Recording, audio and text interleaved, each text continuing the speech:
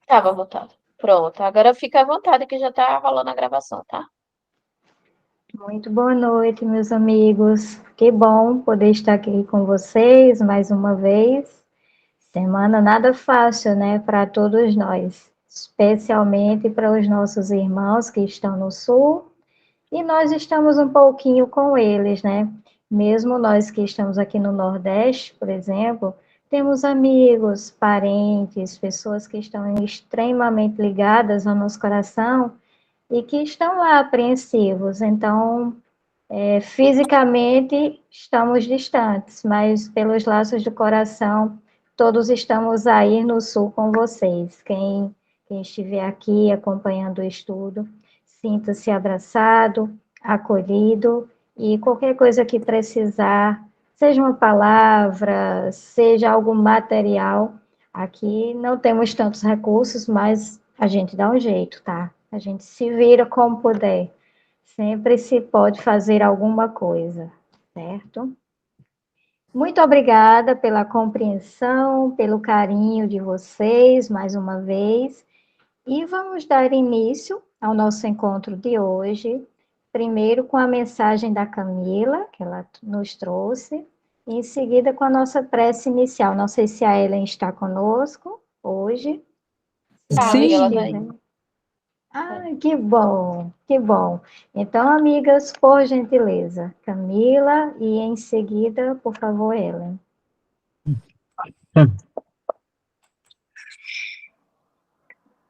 olá, boa noite.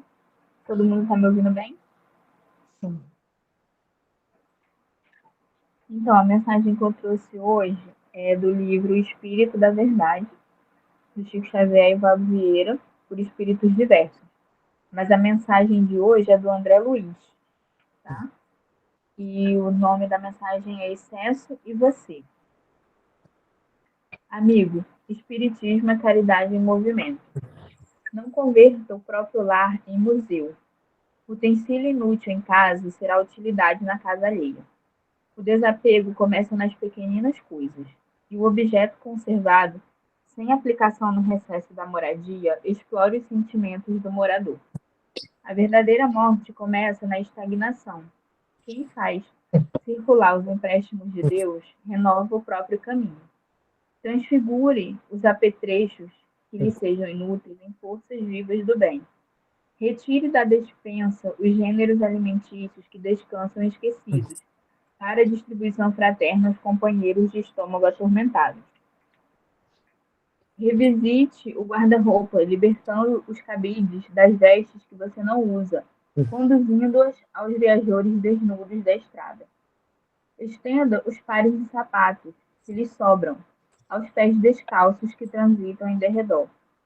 Elimine do mobiliário as peças excedentes, aumentando a alegria das habitações menos felizes. Revolva-os guardados em gavetas ou porões, dando aplicação aos objetos parados de seu uso pessoal. Transforme em patrimônio alheio os livros empoeirados que você não consulta, endereçando-os ao leitor sem recursos. Examine a bolsa, dando um pouco mais que os simples compromissos da fraternidade, mostrando gratidão pelos acréscimos da divina misericórdia que você recebe. Ofereça ao irmão comum alguma relíquia ou lembrança afetiva de parentes e amigos, ora na pátria espiritual, enviando aos que partiram maior contentamento com tal gesto. Renovemos a vida constantemente, cada ano, cada mês, cada dia. Previna-se hoje contra o remorso amanhã. O excesso de nossa vida cria a necessidade do semelhante. Ajude a casa de assistência coletiva. Divulgue o livro nobre. Medique os enfermos. Aplaque a fome alheia. Enxugue lágrimas. Socorra feridas. Quando buscamos a intimidade do Senhor, os valores mumificados em nossas mãos ressurgem nas mãos dos outros, em exaltação de amor e luz para todas as criaturas de Deus. Eu escolhi essa mensagem ontem cedo, né? E aí depois a gente continuou boa parte do dia e hoje também, né, falando lá do Sul. E a Aninha falou em doação, né? Tem vários links aí para fazer essas doações. Eu achei que a mensagem casou perfeitamente, né? com o tema que a gente estava falando no grupo, né? De ajudar os necessitados, né? Aqueles que estão precisando. E não precisa nem ser com muito dinheiro, né? Às vezes só pegar uma coisa que você não usa mais já pode ser tudo que aquela outra pessoa estava precisando, né? E na sua casa não estava servindo para nada. Eu achei essa mensagem muito bonita. Linda mensagem, Camila. Sabe que enquanto você lia, parece que ia passando um filme na minha cabeça das imagens que a gente tem visto na TV, né, do Sul. E cada frase, um convite tão bonito, né, a nos desprendermos daquilo, não é que não tenha mais utilidade, é que possa ser muito mais útil a outra pessoa, né, que está necessitando muito mais do que nós mesmos nesse momento. Linda mensagem, bela escolha. Ellen, por gentileza. Olá, boa noite, amigos. Boa Então, noite. depois dessa mensagem bela que a Camila acabou de nos presentear, que nós possamos fechar nossos olhos físicos e mergulhar na nossa alma, e de corações unidos que já nos encontramos, nós possamos sentir a presença dos nossos mentores espirituais, a lembrança de Jesus, nosso mestre, nosso amigo, e a lembrança de nossa Mãe Maria também, que nos acolhe, que como uma mãe que nos acalanta e que compartilha nossos passos com seu amor docíssimo, nós possamos unir os pensamentos, unir as nossas intenções, as nossas emoções e direcioná-las e partilhá-las com todos aqueles que passam por provas, como os nossos irmãos do Sul, ou tantos outros que se encontram nas provas diárias, nas lutas internas, buscando ser amparados, buscando ser acolhidos, nas suas dores mais íntimas, as dores da alma. E os nossos irmãos que são do plano espiritual e sabem da necessidade de cada um que aqui se encontra, eles possam, e eles de fato fazem isso, nos auxiliar nas nossas questões internas, levando esse amparo aos nossos irmãos que estão passando por dificuldades, dores da alma, dores físicas, perdas de entes queridos, perdas materiais, que tudo isso que se apresenta nesse quadro que nos toca profundamente, os corações possam ser consolados, as dores possam ser aliviadas, o jugo possa se tornar leve com a presença de Jesus, com a presença desses irmãos amados, que possam levar os nossos pensamentos em conjunto como pequenas gotinhas de muito amor e de muita luz a envolver toda essa região, a envolver cada lar, a envolver todos esses irmãos e juntos em prece, não somente as nossas, mas de muitos que se juntam, formando uma grande luz, levando paz, levando conforto, esperança e levando a caridade que cada um de nós pode fazer, pequena que seja, mas muito significativa, trazendo a luz, trazendo discernimento, trazendo auxílio. E assim, nessa noite de estudo, nós possamos compartilhar, dividir, crescer nesse grupo em conjunto. E agradecer, sempre agradecer, pela oportunidade de estarmos reunidos, buscando despertar a nossa consciência e utilizá-la desse conhecimento para que possamos ser melhores a cada dia, juntos e em conjunto com aqueles que caminham conosco. Muito obrigada, irmãos amados. Que a paz esteja sobre com todos. Que assim seja. Sim, sim. Facilitadora chorona, Mas a Ellen tem esse poder sobre mim, tá? Quem não sabia agora fica sabendo. Quase sempre quando ela faz as preces eu acabo chorando. Ela me toca especialmente. E assim, amigos, vamos começar nossa conversa, né? Nosso diálogo. Afinal de contas, em Espiritismo não existem professores, existem corações unidos, unidos na fé, buscando uma fé raciocinada, construindo um conhecimento, né? Pautado no amor, na cooperação e na caridade. Então, façamos isso também agora com relação a esse capítulo, que apesar de o título ser denso, convenhamos, é uma leitura bem gostosinha, né? Pelo menos eu tive essa impressão, não sei se vocês também tiveram.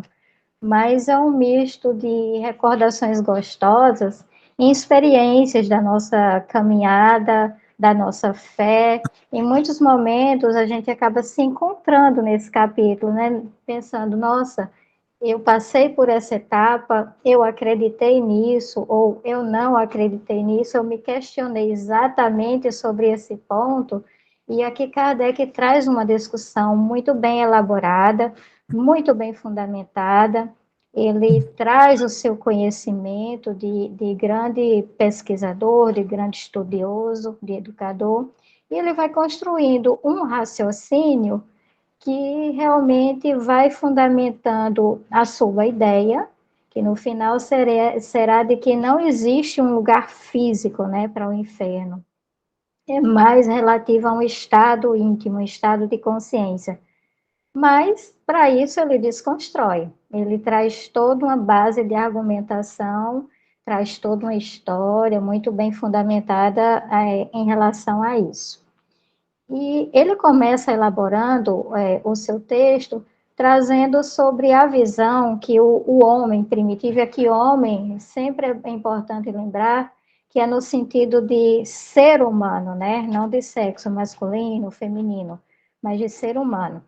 Que o homem, antigamente, ou no passado, ele pautava, ele tinha essa intuição desde sempre, né? De que haveria uma vida futura, mas como essa vida futura seria, ou o espaço que contemplaria essa nova convivência, isso se demandou muito tempo de construção para chegar àquilo que hoje discutimos. E que cá entre nós, com certeza, quando estivermos muito mais evoluídos, né, espiritualmente, moralmente, conseguiremos beber em fontes muito mais profundas. Mas, por enquanto, já temos uma concepção um pouco mais elaborada do que os homens, os seres primitivos. Então, Kardec nos traz o seguinte, que antes, eles, por não terem esse senso moral, essa intelectualidade tão desenvolvida, eles imaginavam uma vida futura que seria baseada ali mais ou menos no bem e no mal que eles realizassem no transcorrer da sua caminhada, da sua jornada. Mas isso também ainda teria suas limitações com relação ao que eles compreenderiam por bem e por mal. Vejamos um exemplo também pautado em nós mesmos. Coisas que hoje compreendemos como absurdas, como realmente negativas, bem sabemos que em sociedades não tão remotas assim, que apenas algumas centenas de anos, essas práticas elas eram adotadas com naturalidade. E hoje nós não vemos, por exemplo, uma bem simples, a questão do cuidar, do tratar dos animais.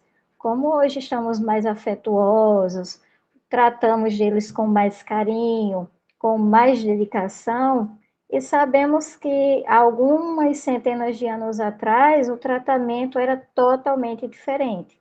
Então, se conseguimos observar isso num curto intervalo de tempo, imaginemos numa proporção muito maior em relação ao desenvolvimento, ao nosso próprio desenvolvimento, né? Quando falamos em homem primitivo, em seres do passado, de certa forma estamos falando de nós, em nossa jornada evolutiva, né? Passamos por essa etapa.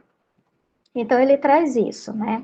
Que essa noção de vida futura ele trazia na intuição, e mais uma vez ele está remetendo às questões do livro dos Espíritos, tá? Fica a sugestão de leitura, especialmente da quarta parte do livro dos Espíritos, sobre essa parte do O Céu e o Inferno, o livro, não a parte, o livro, ele foi desenvolvido, todo o corpo do texto, com base na quarta parte do livro dos Espíritos. Pois bem, então, com o passar do tempo, é que esse ser humano foi desenvolvendo a parte intelectual, a parte moral. Mas enquanto isso não acontecia, ou pelo menos minimamente, imperava a materialidade. Então, ele imaginava que o lugar para onde iria futuramente seria um lugar com uma aparência, um aspecto mais físico, porque prevalecia a matéria, a ideia da matéria, do material. Então, ele imaginava que tanto as penas como os gozos estariam pautados naquilo que ele conhecia, naquilo que ele vivenciava. Talvez com alguns pontos a mais, progressivamente, de evolução, conforme, como já disse, né, a sua inteligência, a sua moral, gradativamente foi desenvolvendo. Mas, por exemplo, os gozos e as penas, elas eram pautadas nessa materialidade. Então, Kardec traz que povos caçadores imaginavam que se sua morada fosse mais feliz, então seria uma morada onde teria abundância de caça. Povos mais sensualistas, então eles teriam ali acesso à volúpia, né? Então, vejamos, a espiritualidade ainda muito parcamente desenvolvida, imperando a matéria. Era o que eles conheciam, portanto, a vida pós seria pautada naquilo. Até aí tudo bem? A compreensão de vocês também chegaram a essa interpretação textual?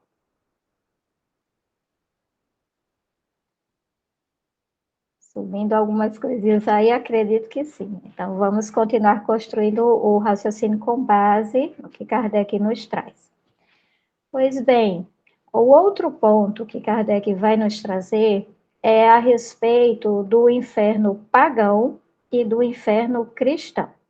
Primeiro ponto, os pagãos seriam aqueles que, para algumas concepções, eles não tinham crenças, então eram ligadas a uma espécie de ateísmo, ou não tinham crenças baseadas ou não esposavam das religiões ditas tradicionais, ou dentro do próprio cristianismo, então eles não eram cristãos, mas dentro da abordagem do cristianismo, pagão também poderia ser aquele que não era batizado, tá?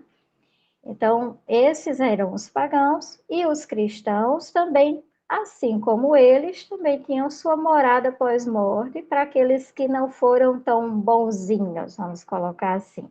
Sempre a ideia é moradas felizes acima e moradas menos felizes para aqueles que não desenvolveram atitudes positivas, sentimentos mais nobres ou que cometeram atos menos nobres, seria o inferno. Então, para baixo, sempre essa ideia, para cima positivo, para baixo negativo.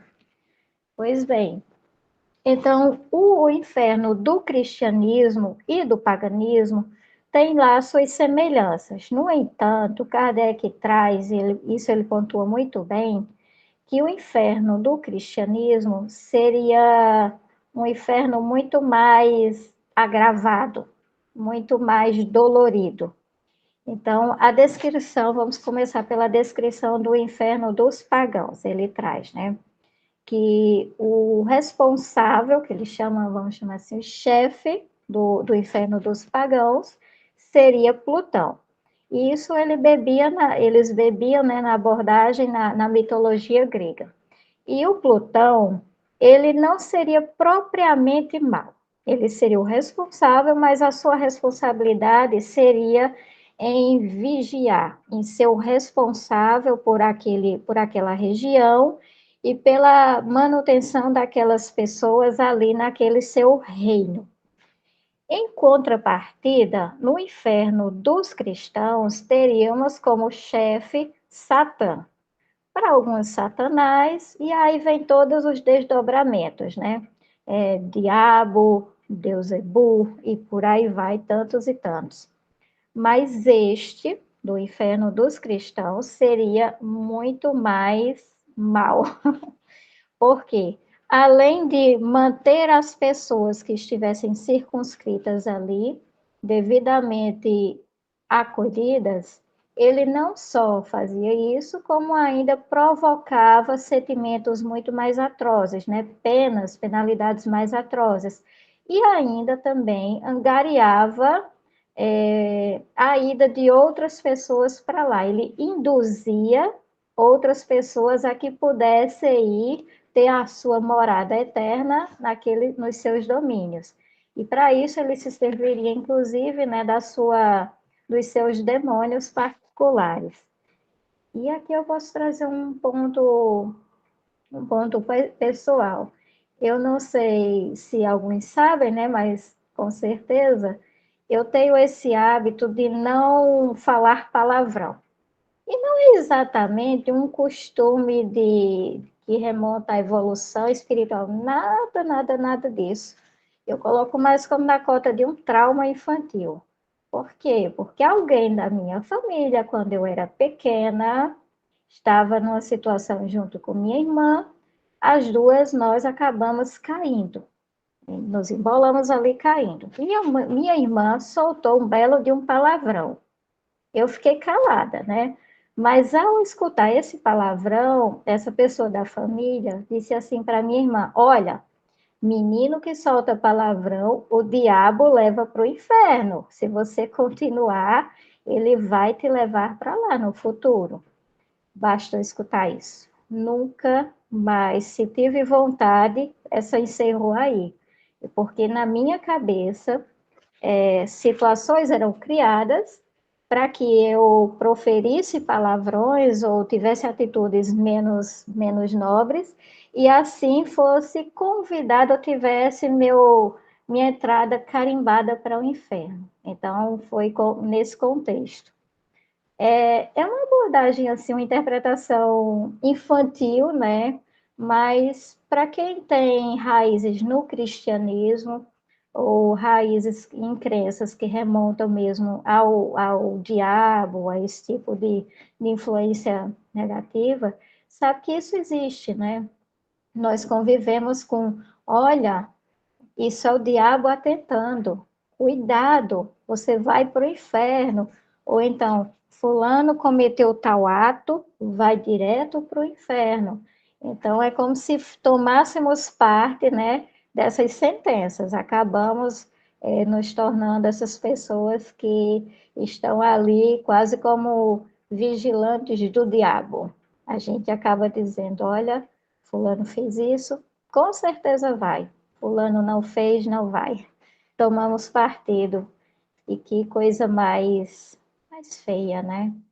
É uma cultura que, infelizmente, existe, que precisamos vigiar nossos pensamentos, todos sabemos, mas à custa do medo jamais será o caminho, né? Temos visto isso em muitas reflexões.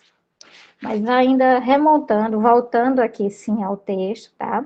Sobre o inferno pagão e o inferno cristão, então temos algumas outras características, e o Kardec traz outra em comum, que seria o fogo como a forma principal de punição, né, lá. Seriam penas relacionadas a um fogo material que queima, mas não consome nunca. E justamente porque estaria no fogo, esse maior suplício, né, conhecido pelo ser humano. Alguém levantou a mão? Oi, Graça, sou eu, boa noite. Boa noite. achei interessante a sua colocação sobre o inferno, porque ele vem muito pelo caráter da punição e do julgamento, principalmente em relação às outras religiões. Quando eu fiz na universidade, eu me formei em letras e eu tive contato com a Divina Comédia de Dante. E com as aulas que estão seguindo, eu lembrei muito desse contexto. Por exemplo, os adúlteros, eles viviam de mãos dadas, rodando, porque eles representavam a traição. Então, isso realmente é muito da própria cultura ocidental, esse caráter do punitivo. Você, por exemplo, citou a questão do palavrão agora com a sua irmã. E realmente, você falar palavrão, você se comportar de uma forma, geralmente olha, cuidado, você vai para o inferno, o diabo vai te pegar. E realmente isso me resgatou muito esse caráter de penalidade, de julgamento que a gente tem. Só que dentro da visão espírita, é claro que Kardec vai mostrar uma outra forma de compreensão. Era isso mesmo. Tá, muito bem, muito obrigada. Realmente você trouxe também mais um ponto que o Kardec ele traz para nós, né? Ele fala que o inferno dos pagãos e mesmo dos cristãos teve grande influência na poesia. Então, ele não traz diretamente, mas a poesia foi realmente essa obra, né? A Divina Comédia, de Dante Alighieri. Quando ele narra, ele traz uma obra que serviu de base para a construção do imaginário, né? No imaginário do que seria o inferno. Ele narra uma visita entre ele e o Virgílio às esferas inferiores do planeta, que seria o inferno, né? Então, 9 camadas, cada camada para um tipo de penalidade, um tipo de suplício, que é aquelas almas que erraram desastradamente, elas se tornam reféns daquelas circunstâncias, né? E reféns eternas. E é interessante porque isso era num contexto, essa obra veio num contexto em que se acreditava que a Terra era o centro do universo. Hoje nós temos, né, outras concepções, mas naquela época não.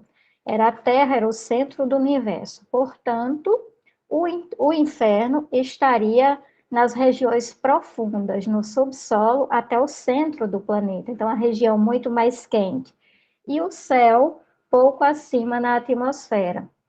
Então, a crença na época seria o seguinte: o inferno, a entrada do inferno estaria no subsolo de Jerusalém. E por quê?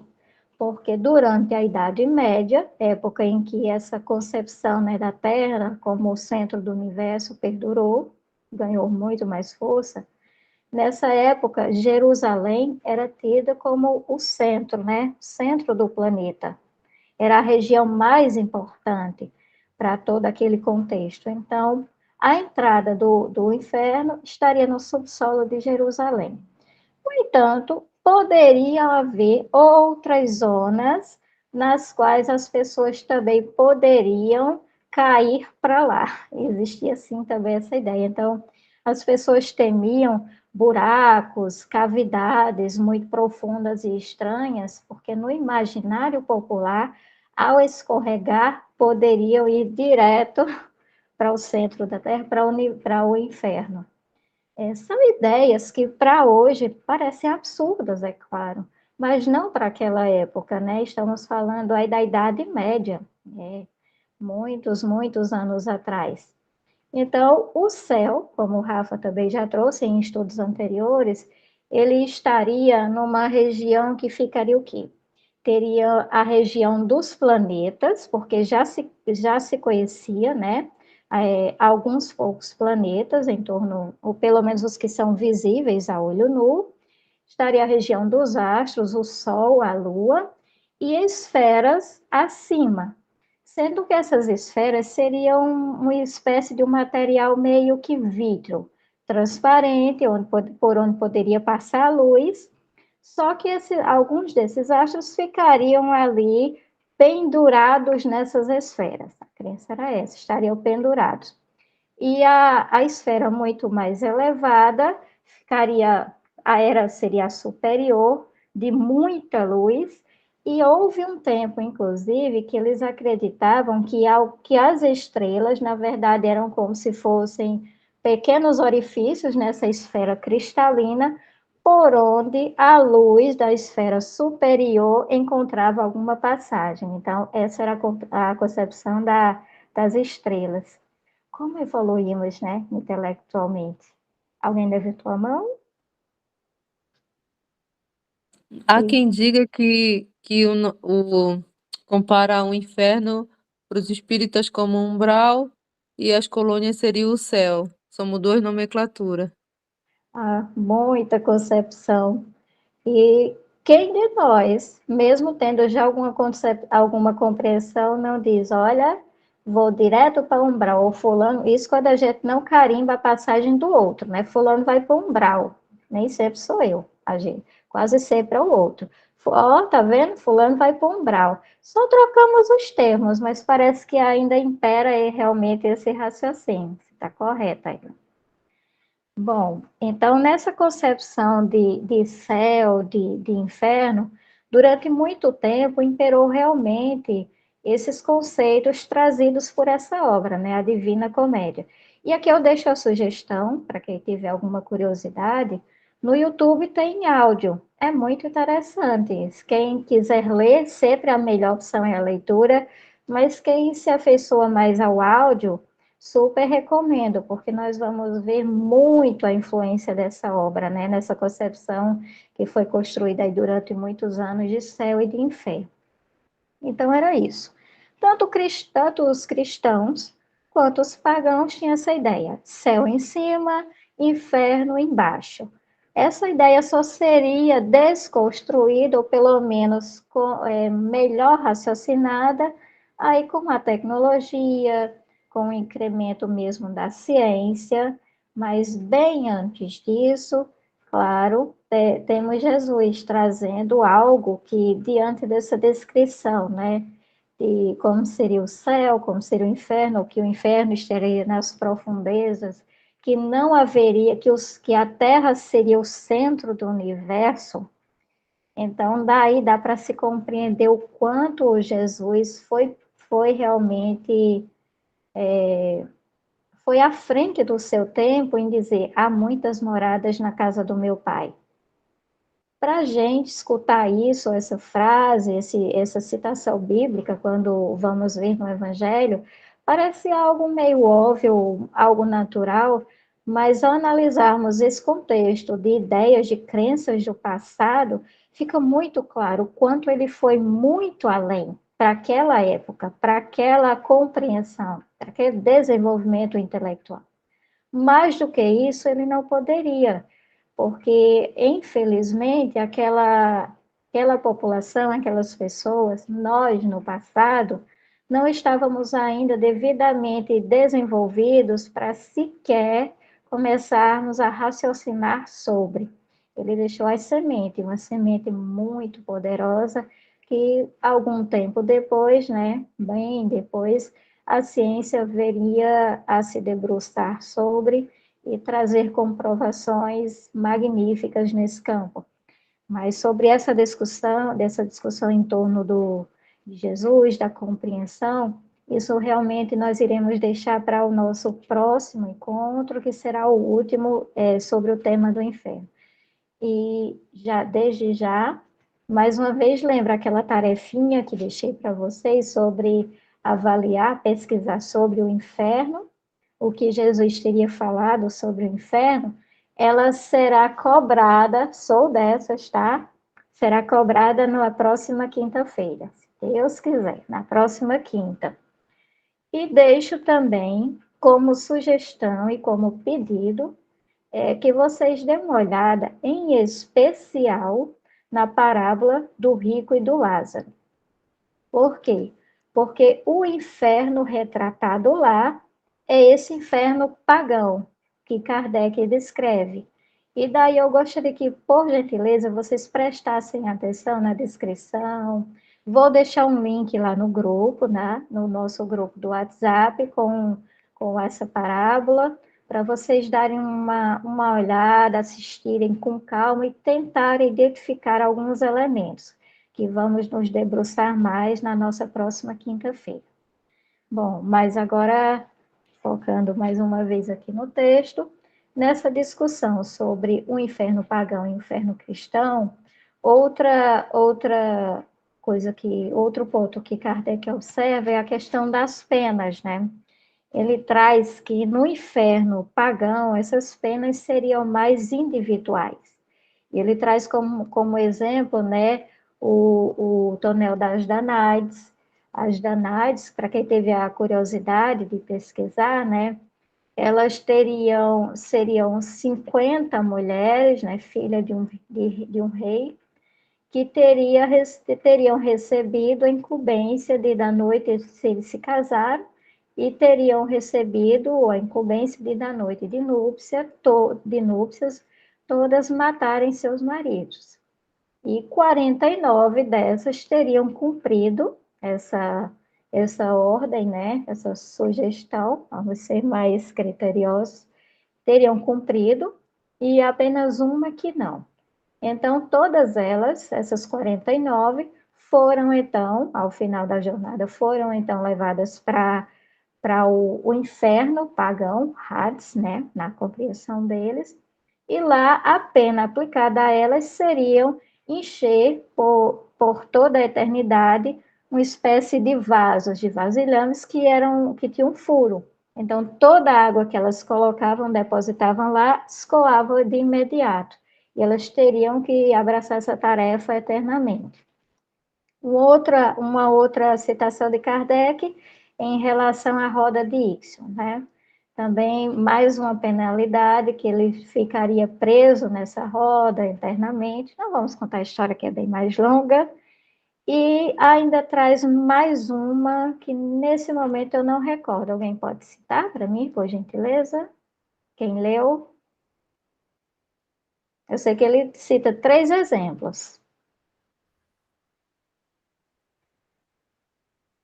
Ai, ai, ai, ovelhinhas, vocês não leram o texto? Peraí, a Fernanda, ela tinha. Tu vai falar, Fernanda? Teu áudio tá mutado, não tá saindo som. Tenta de novo aí. A Graça pegando todo mundo no Sísifo. pulo. Quem que leu, quem não leu? A A rocha, Fernanda botou. A Fernanda colocou aqui no chat. Pedra de Sísifo. Acho que é isso, né? Sísifo. exatamente. E eu não sei se foi Valeu, Fernanda, você intencional. salvou o grupo. Agora, Alguém, hein? ei, Graça, aí agora a Fernanda pode dizer, vai estudar. E com categoria, viu? Rapaz, vou preparar perguntinhas ao vivo aqui, vou fazer na base do sorteio. Brincadeira, não precisa faltar ao próximo estudo. Mas é isso. Alguém levou lá no grupo, inclusive, por esses dias, né, Tá uma vendo? imagem lá.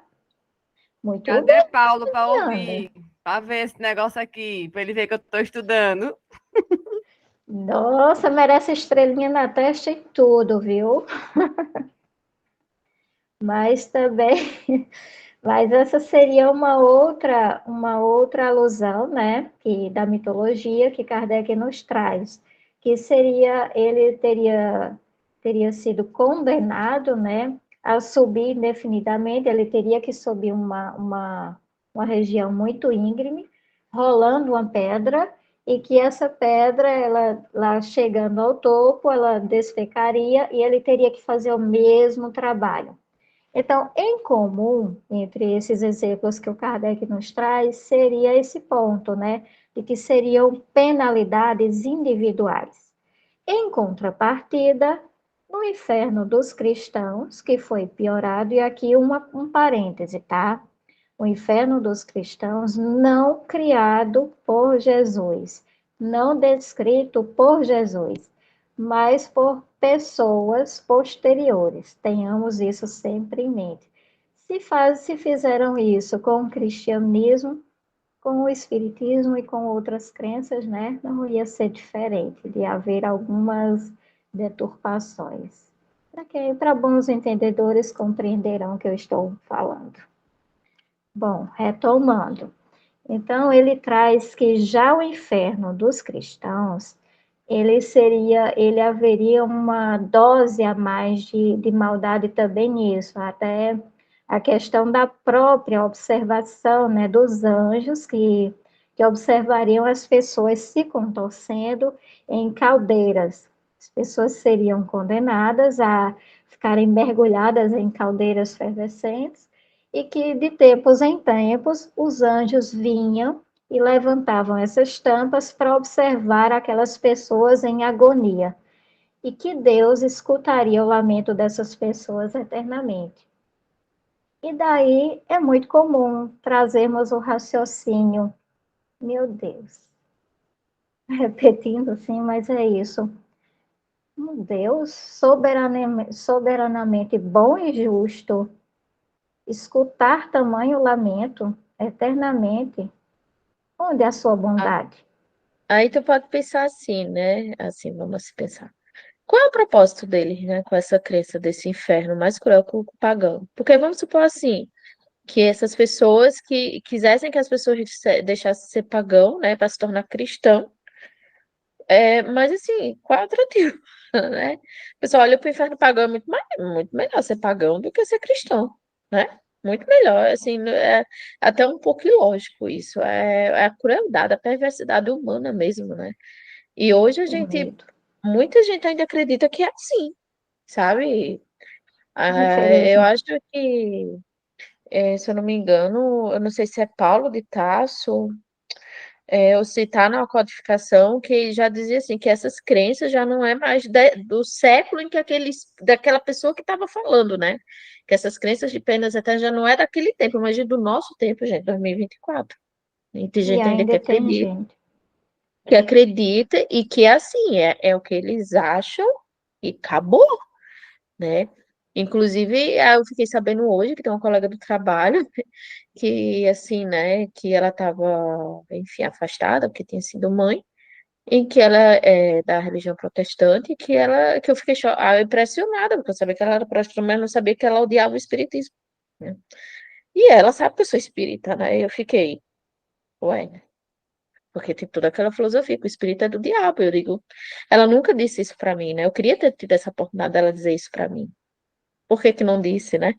Por que que não disse na frente de um espírita que o espiritismo é coisa do diabo? Pra gente ter uma oportunidade de conversar sobre isso, né? Então, infelizmente, essa é a realidade de muitas criaturas e que ainda insistem em pensar dessa forma.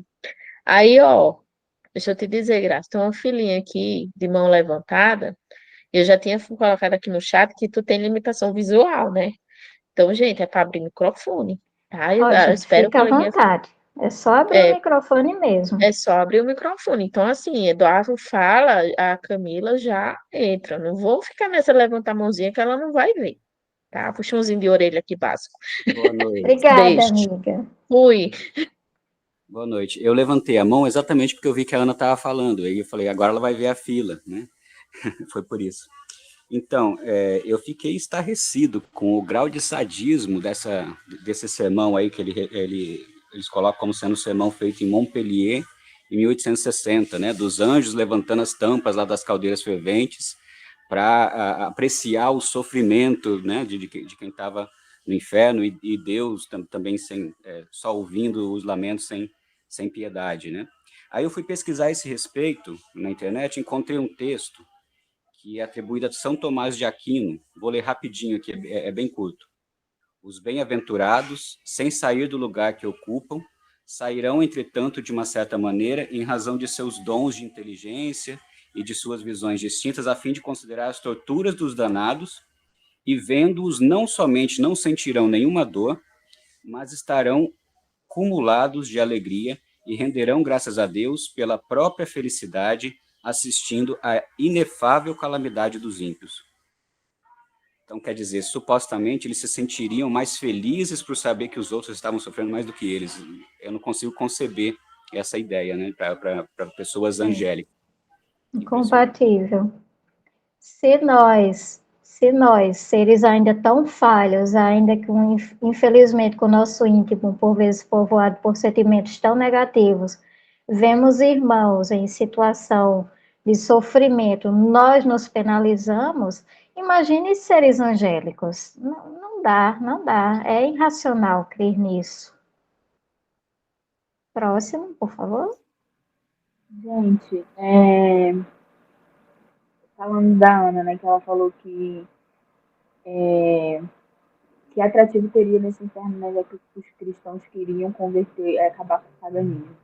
Então, essa conversão, né, dos pagãos não foi na base do amor, nem do respeito ao livre-arbítrio, né? Isso foi imposto, né? Foi uma imposição mesmo, na força. Então, e também na base do medo, né? O objetivo era o controle pelo medo, né? Isso não foi feito de forma tranquila, né? Foi na base mesmo da imposição, tá? E essa questão que o Edu trouxe também, sobre o paganismo, eles, ao mesmo tempo que eles queriam converter as pessoas e combater o paganismo, também perpetuaram coisas do paganismo, né? E no paganismo a gente vê que os deuses eram feitos como os humanos, né? Eles tinham os mesmos sentimentos dos humanos, eles tinham os mesmos pensamentos, agiam. Era como se os deuses não tinham muita diferença entre as ações deles e as nossas, né? Eles tinham os mesmos defeitos que a gente tinha. Então eu vejo assim que há uma continuação aí no cristianismo primitivo, assim, na igreja primitiva, né? Melhor dizendo, desse paganismo. Então eles colocavam seres angélicos com os mesmos sentimentos da gente, né? Então aí a gente vê um sadismo muito grande, né? Nesses supostos seres angélicos, né? Entre aspas. A gente vê muito sadismo e ficar feliz com o sofrimento alheio. Um egoísmo também, né? Ah, eu não sou eu que estou ali sofrendo, eu estou aqui no meu lugar bom, então, com perdão da palavra, né? Dane-se quem está sofrendo, né? Mas isso era sentimento do quê? Humanos, né? Então, eles atribuíam aos seres angélicos sentimentos humanos, assim como os pagãos atribuíam aos deuses pagãos sentimentos humanos, porque havia ainda uma continuidade, as coisas não mudam assim, em história a gente estuda isso, que as coisas não mudam do dia para a noite. Uma hora todo mundo pagão, no outro dia todo mundo cristão e esqueceu o paganismo. Não é assim, gente. As coisas vão mudando progressivamente, e uma coisa sempre está embrincada na outra, né? Então eu penso que seja por isso. Isso, Kardec ele traz, né, que realmente essa compreensão de inferno, tanto dos pagãos como dos cristãos, elas se assemelham muito, só que a dos cristãos foi piorada, né? Mas uma bebe na outra, inevitavelmente, pela própria cultura, né? Pela própria poesia, né? Da qual o inferno acabou sendo desenhado e perpetuado também pelos cristãos. E ainda... Oi? Desculpa interromper. Eu fico meio com receio, assim, de não levantar a mão e falar direto para não se interromper. Não, 1000 vezes mais confortável, vai em frente. Tá bom. Porque eu vejo essa questão de piorar o inferno cristão. Por causa justamente do que eu falei, de tentar controlar pelo medo. Né? Então, eles achavam interessante amedrontar muitas pessoas. As pessoas estavam realmente apavoradas. O medo do inferno na Idade Média, gente, era uma coisa realmente muito forte nas pessoas. Era uma coisa traumática. Né? Então, as pessoas tinham um medo real de ir para o inferno. Então, assim, elas faziam tudo que a igreja mandava para não ir para o inferno. Simplesmente isso. Então, tem mecanismo de controle, né? Exatamente. Mais alguém?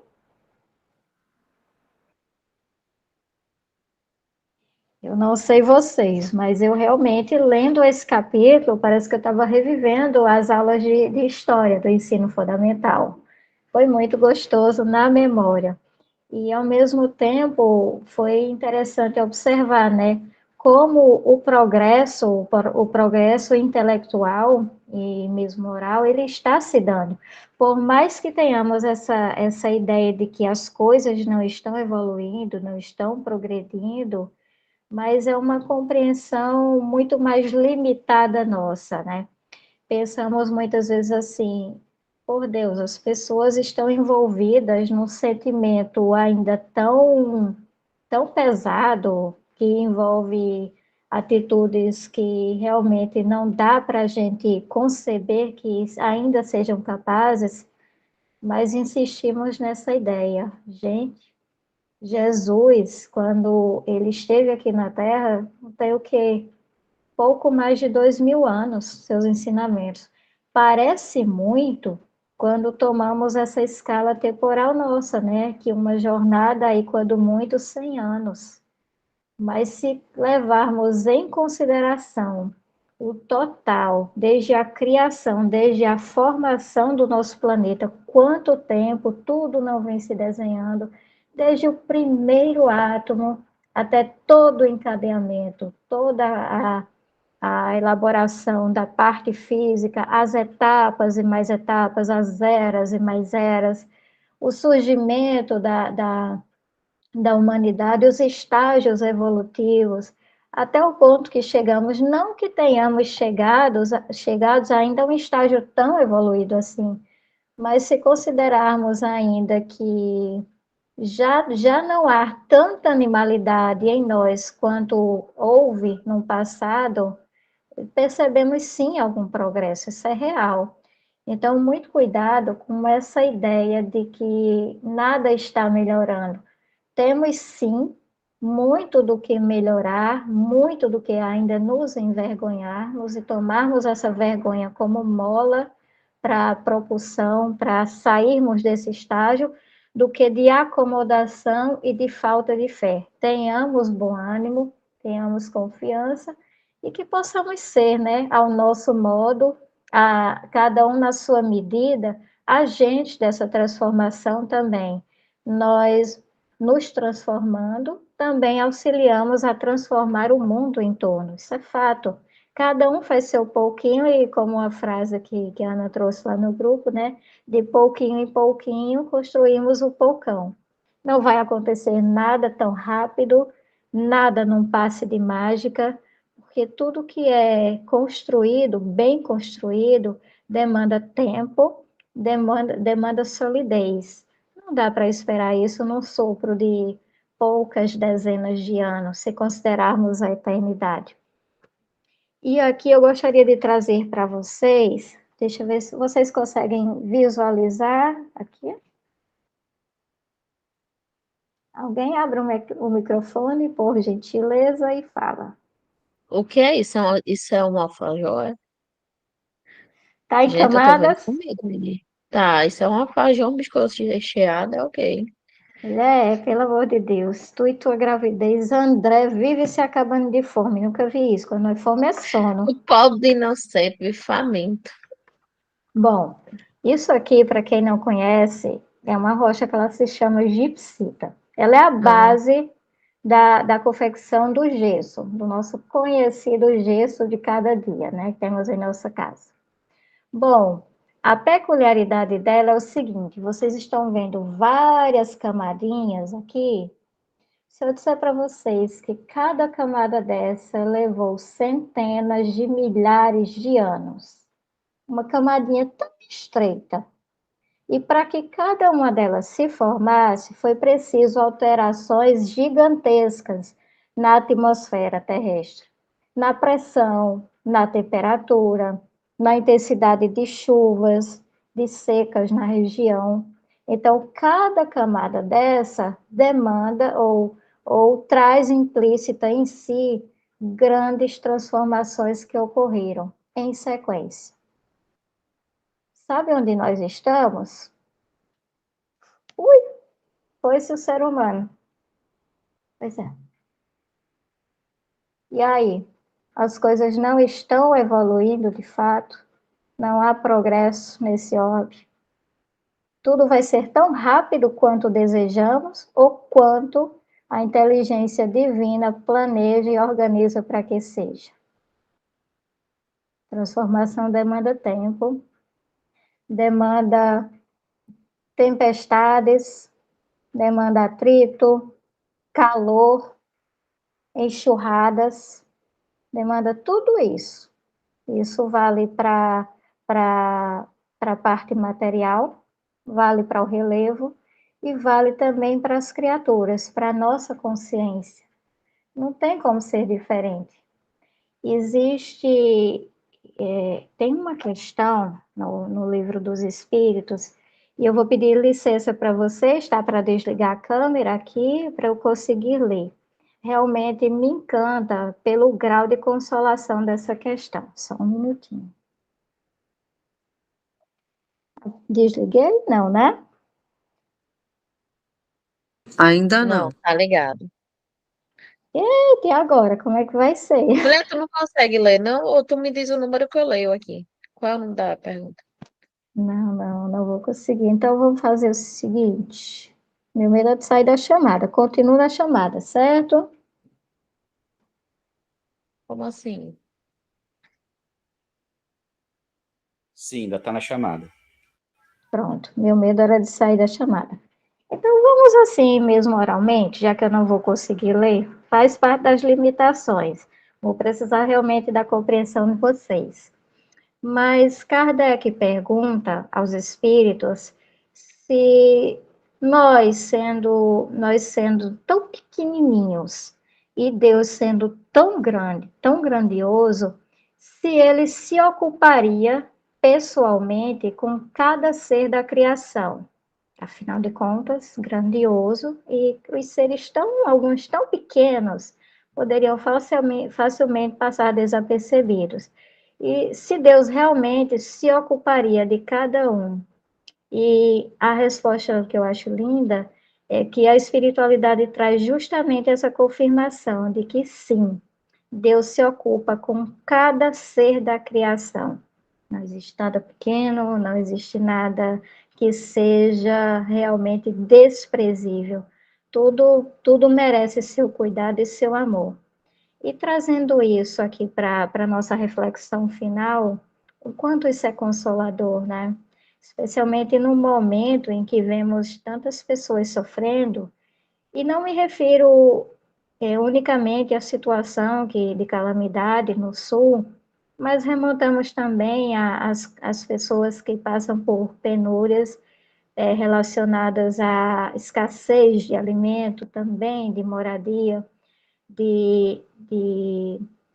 pelas mudanças climáticas, a situação da África, a situação também de escravidão, de trabalhos que beiram a escravidão.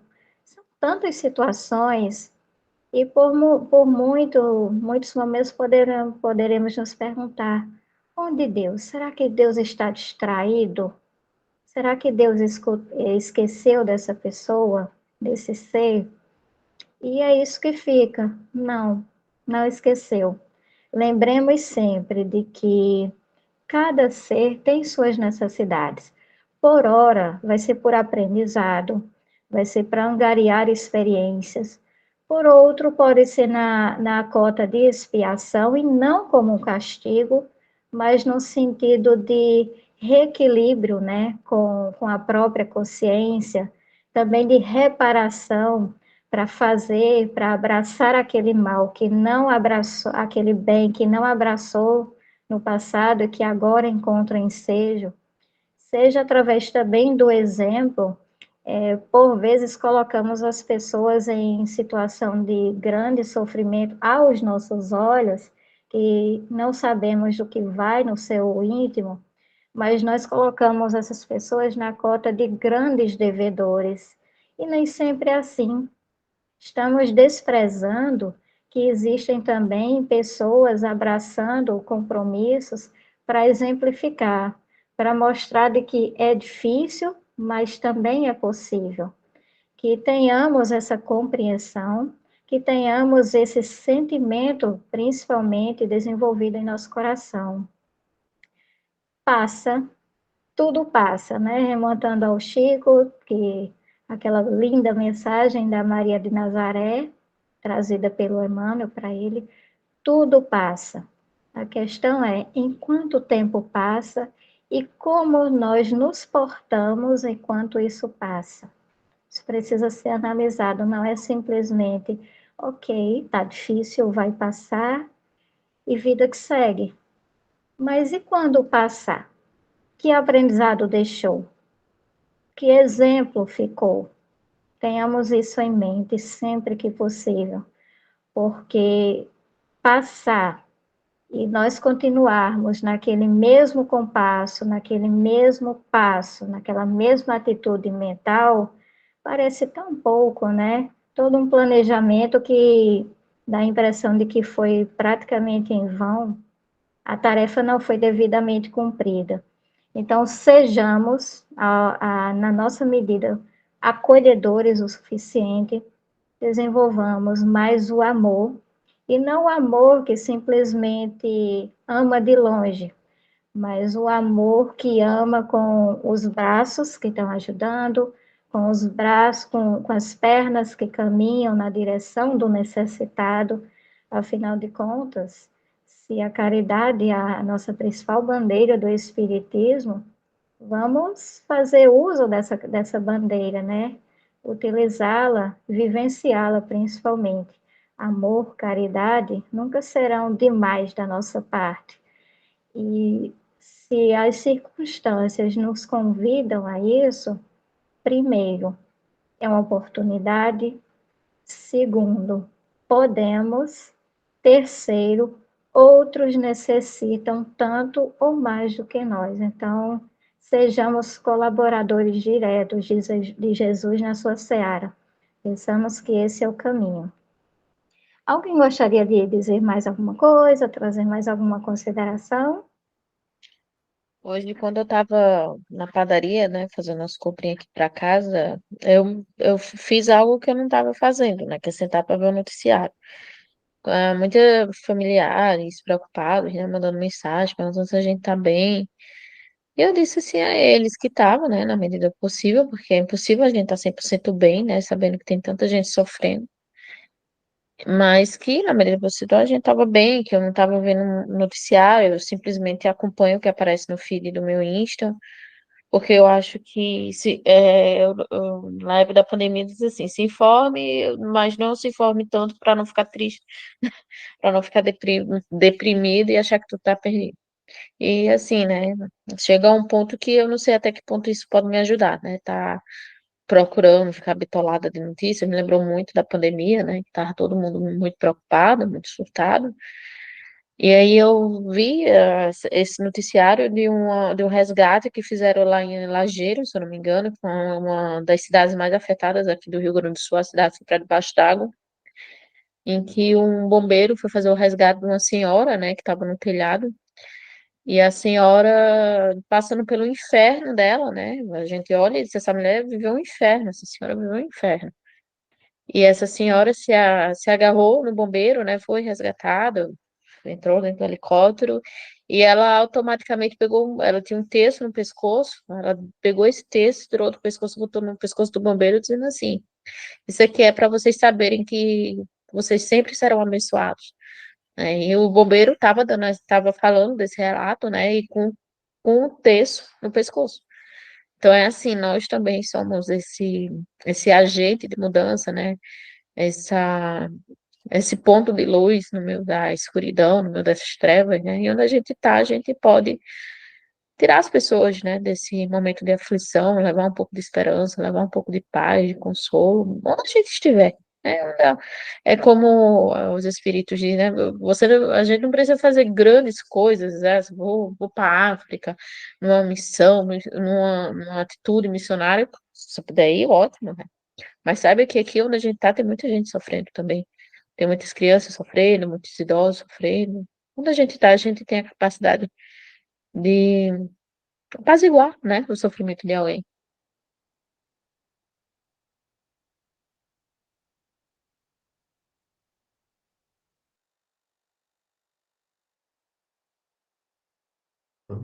Sim, eu calei todo mundo, Daniel tá dizendo que tu calou todo mundo. Graças, cadê tu?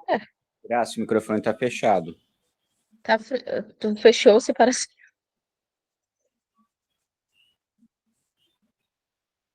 Eu não sei se bugou o celular dela, mas eu acho que não.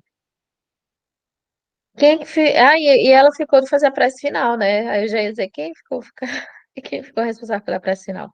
Deixa eu ver se ela mandou alguma mensagem aqui no WhatsApp.